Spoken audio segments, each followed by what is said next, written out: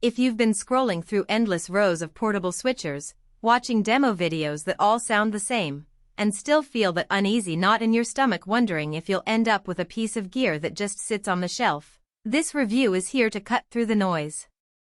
Link is in the description if you want to check the product details on Amazon. I've spent the last few weeks setting up the Roland V14K in a variety of real-world scenarios: a cramped home studio, a small church live stream booth, and even a pop-up interview booth at a local conference. So let's talk about whether that little box actually lives up to the hype or if it's another Niceto have that you'll regret. First, let's talk about the hesitation most of us feel when a product promises professional-grade 4K 60p in a pocket-sized chassis. The fear is twofold: you either get a toy that can't handle the rigors of multi-camera work, or you pay a premium for features you'll never use.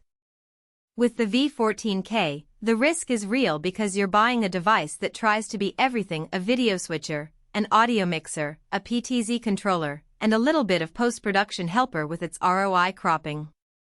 The question is whether all those functions blend seamlessly or just end up as compromises. Who should consider pulling the trigger? If you're a content creator who regularly switches between 3 or 4 HDMI sources, think a DSLR, a camcorder, a laptop capture feed, and maybe a gaming console, and you need to do it in 4K at 60 frames per second without lugging around a rack mount box, the V14K fits that niche perfectly. It's also a solid choice for small-scale live events: a church looking to stream a worship service with a couple of cameras, a wedding videographer who wants a quick switch and stream solution, or a teacher who wants to blend a document camera, a laptop slideshow, and a webcam for a polished Zoom class. The built-in multi-channel audio mixer means you can pull in a microphone via XLR, blend in the camera's line-level audio, and add a music track from the RCA input, all without needing a separate audio board. On the flip side, if you're a broadcast professional who needs more than 5 HDMI inputs, wants SDI connectivity, or expects advanced keying and graphics packages, you'll likely feel cramped. Likewise, if you're a solo streamer who only ever uses a single webcam and a microphone, the extra inputs and audio channels become unnecessary bulk, and you could probably get by with a cheaper HDMI capture card and a software mixer. Now, let's dig into the practical strengths that become apparent once you start using the unit. The most obvious win is the all-in-one design. The front panel is laid out like you'd expect from a larger console: dedicated buttons for each input, a clear preview screen, and a tactile fader for the master audio level. That means you don't have to hover over a laptop screen to click a virtual button. You just press the button that corresponds to the camera you want on air. In a live setting where seconds count, that tactile feedback is a small but meaningful time saver.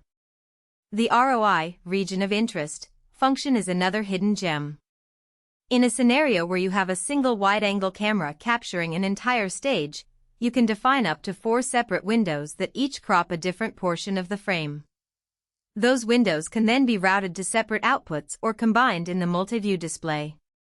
For a small interview setup, this lets you isolate each participant's face without needing multiple cameras, which is a cost-effective workaround for tight budgets.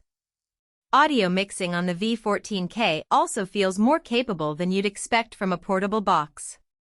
The 2 XLR line inputs accept balanced microphones or mixers, and you get basic EQ and built-in effects like reverb. When I paired a lavalier mic on XLR with the DSLR's built-in audio, the mix stayed clean and you could adjust each source independently. That's a real advantage over a pure video switcher that forces you to send all audio through the camera or a separate software mixer. PTZ control works surprisingly well for a device this size. I hooked up a couple of Sony PTZ cameras and a single Canon PTZ, and the V14K handled the mixed protocols without a hitch. You can pan, tilt, and zoom from the front panel, which means you can keep the whole production in one physical space, no laptop juggling required. However, there are some practical weaknesses you'll run into. The first is the HDMI bandwidth limitation. While the unit supports HDMI 2.0 and 4K 60p, you have to ensure every source can actually output that signal over HDMI. Some older camcorders or consumer DSLRs top out at 4K 30p, and the V14K will down convert, which can be confusing if you're expecting a uniform frame rate across all feeds.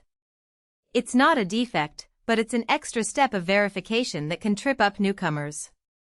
Secondly, the lack of built-in recording means you'll still need a separate device or software to archive your stream. If